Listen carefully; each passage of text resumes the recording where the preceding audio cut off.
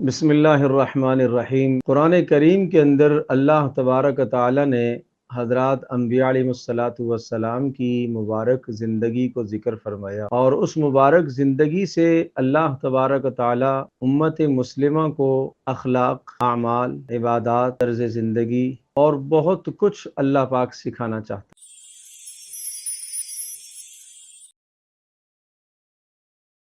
حضرت زکریا علیہ السلام کا واقعہ اللہ پاک نے ذکر فرمایا۔ حضرت زکریا علیہ السلام کا اللہ پاک کی ذات عالی پر توکل اور بھروسہ اتنا کامل ہے کہ اس توکل اور بھروسے سے یہ سمجھایا کہ اللہ جل جلالہ اس دنیا میں کام اور ضرورت کو پورا کرنے کے لیے سبب کا محتاج نہیں۔ ذکر رحمت ربک عبدہ زکریا اذ نادى ربہ نداء خفیا، اپنے پروردگار کو آہستہ آہستہ پکارا۔ ربی انی وہن العظم منی، اے اللہ میری ہڈیاں بوڑھی ہو گئی۔ واشتعل الرأس شیبا، اے اللہ سر میں سفیدی آ گئی۔ ولم اکن بدعائک رب شقیا، اے اللہ اس حال میں بھی میری طرف سے دعا کی قبولیت سے میں مایوس نہیں ہوں۔ گویا کہ بڑھاپا آنے کے باوجود بھی یہ ارشاد فرما رہے کہ میں مایوس نہیں، اور اے اللہ مجھے اولاد چاہیے، فہب لی من لدنک ولیہ، اور ساتھ ساتھ یہ بھی بتایا کہ وامرأتی عاقر، اے اللہ بیوی بھی بوڑھی ہو گئی اور وہ بھی گویا کہ بڑھاپے کو پہنچ گئی،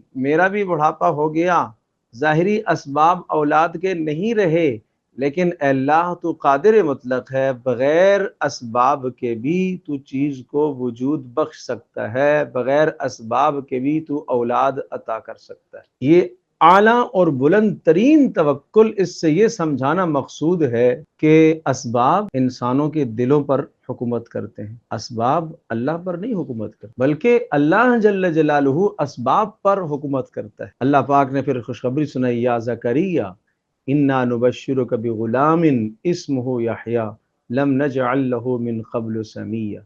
اس بلند توکل پر، اس بلند بھروسے پر، اللہ کی ذات عالی پر مکمل اعتماد کی وجہ سے پھر اللہ نے بشارت سنائی کہ اے زکریا ہم آپ کو خوشخبری دیتے ہیں ایک بیٹے کی جس کا نام یحییٰ ہوگا۔ تو گویا کہ یہ سبق سمجھانا مقصود ہے کہ اس دنیا کے اندر اللہ جل جلالہ کام کے بنانے میں اسباب کا محتاج نہیں ہے، لہذا ہمیں بھی اسباب اختیار کرنے کا حکم ہے، اسباب پر اعتماد اور بھروسے کا نہیں کہا گیا۔